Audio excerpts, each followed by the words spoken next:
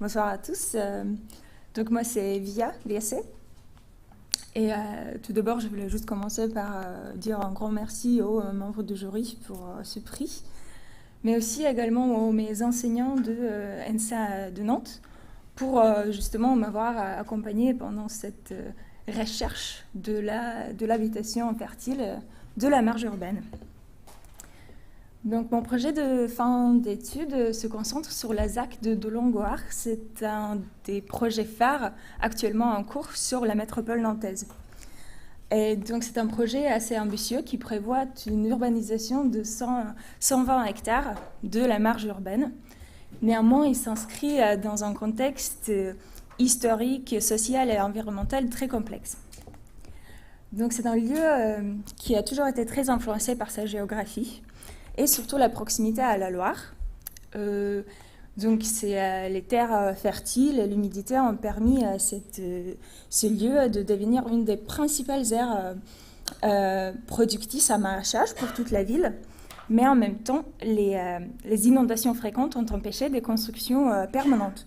Donc ce lieu est devenu connu comme le lieu de séjour des gens de voyage. Et historiquement, les deux populations, les agriculteurs et les gens de voyage, ont habité en symbiose particulière par la nécessité de travail saisonnier. Néanmoins, c'est pendant les années 80 que, suite à une pression foncière, les agriculteurs quittent ces lieux et les terres restent à l'abandon pendant les décennies. Et donc, cette période d'atteinte a des impacts importants sur ces lieux.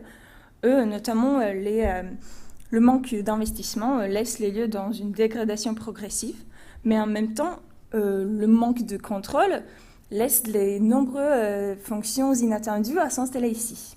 Et donc aujourd'hui, on voit une très forte diversité sur plusieurs aspects, et notamment les activités agricoles informelles, car toutes les grandes exploitations sont fermées, et aussi l'habitat, qui est aujourd'hui un mélange entre les constructions en dur, mais aussi les structures mobiles et temporaires. Et donc, évidemment, on voit aussi une très grande diversité des acteurs sur ce site, avec des intentions très diverses quand il s'agit du futur du quartier. Et notamment, il y a un mouvement de résistance contre le projet urbain produit par la ville, qui est né sur le territoire et qui gagne de plus en plus de reconnaissance dans le quartier. Et ces personnes défendent l'identité actuelle du quartier, qui est fondée sur la diversité des modes de vie, des pratiques et des valeurs. Et donc tout cela explique évidemment la longue durée du projet urbain, pendant laquelle de nombreuses études étaient menées sur notamment les activités agricoles existantes et potentielles, ainsi que l'habitat précaire. Et donc l'ensemble de ces études nous montre un territoire qui est en fait riche et bien approprié. Mais en même temps, si on compare ça avec les plans établis par la collectivité, les plans urbains, cela engendre une très forte méfiance et crainte chez les habitants actuels quant à leur avenir. Et donc le parti pris de mon projet était de prendre au sérieux certains sujets et les traiter en urgence. Donc la conception du quartier commence par les acteurs les plus vulnérables, en envisageant un programme qui serait issu des enjeux locaux. Et en ces cas-là, je propose une ferme d'insertion qui serait associée au logement de sédentarisation. Et donc pourquoi travailler sur les fermes urbaines de Dolongoar ? D'un point de vue stratégique, parce que la remise en fonction des anciennes fermes est la première phase du projet urbain. Donc, cela nous permet d'être là depuis le départ de grands projets et assurer l'espace physique dans le quartier que cette fonction mérite. D'un point de vue écologique, pour préserver les espaces remarquables de ces zones humides, mais aussi pour mettre en valeur l'activité agricole dans le milieu urbain. Et finalement, d'un point de vue économique, pour offrir aux populations marginalisées des contrats de travail légaux pour les intégrer dans le système économique. Donc, j'ai choisi un lieu spécifique pour établir un projet, mais ça pourrait être aussi un modèle qui est reproduit ailleurs pour créer tout un réseau des fermes comme espace public. Donc, le lieu choisi était une ancienne ferme au cœur de futur quartier, qui était l'année passée habité justement par plusieurs familles issues du voyage. Et donc c'est en se plaçant au centre de l'activité locale qu'on peut vraiment envisager une insertion sociale et spatiale de ces groupes défavorisés, justement en relevant et normalisant leur présence dans le milieu urbain.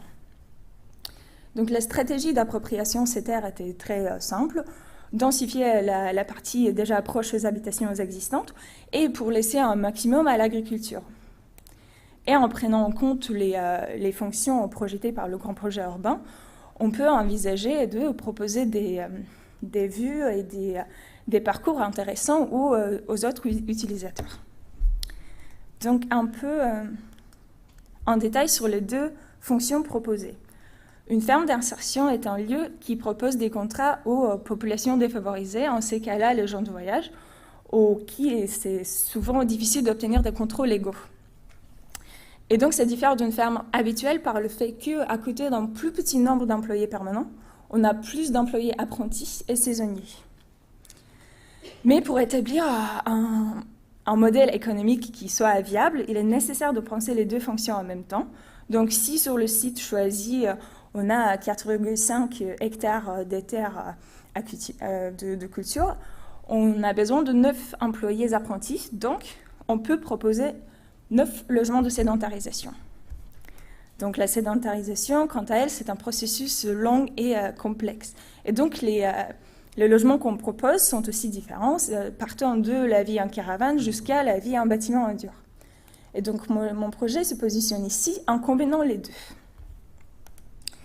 Mais pour assurer le bon fonctionnement des deux fonctions, on a besoin de nombreux dispositifs spatiaux.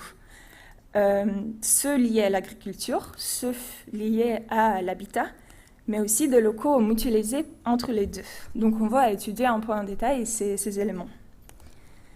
La partie culture sur ce site représente deux zones distinctes, les champs en plein terre classiques, mais aussi une zone agroforestière, justement pour préserver les bois remarquables qui existent déjà sur ce site. Des nouveaux bâtiments sont prévus, notamment un grand bâtiment pour le stockage de matériel, mais aussi une serre qui fait donc l'interface entre la nouvelle école et les champs. Des anciens bâtiments sont réutilisés, comme les petits hangars qui deviennent le lieu de vente et de mise en scène de la ferme elle-même, en proposant des lieux de repos et de l'échange. Un des bâtiments fermiers devient les locaux administratifs et conviviaux pour les habitants. Et le deuxième bâtiment fermier est transformé en lieu de vie des employés permanents. Et avec les locaux de gardiens, donc, qui gèrent l'accès aux champs et une aire d'accueil. Et cette petite aire d'accueil, juste à côté, a pour l'objectif de recevoir des travailleurs saisonniers sur les petites durées de récolte et de semences. Mais en même temps, hors de ces zones-là, c'est un lieu libre accès pour tout le monde, comme un garage ou un atelier bricolage, justement pour mettre en valeur les savoir-faire des gens de voyage. Et finalement, les logements de sédentarisation qui prennent la forme des petites maisons individuelles, adaptées aux modalités spécifiques de ce mode de vie. L'analyse de noyaux familial classique nomade nous permet d'établir des principes généraux pour l'organisation de l'espace. Donc on pourrait dire que chaque logement est composé de plusieurs parties avec un accent sur les espaces intermédiaires entre l'intérieur et l'extérieur.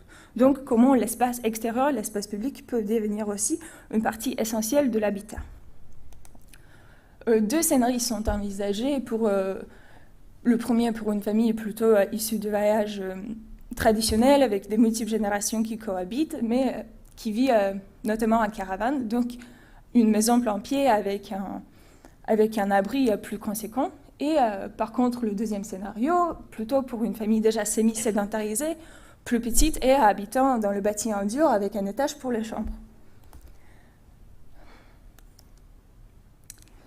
Donc les logements sont positionnés sur les deux côtés d'une nouvelle ruelle de manière alternée pour offrir à tous des vues sur les champs.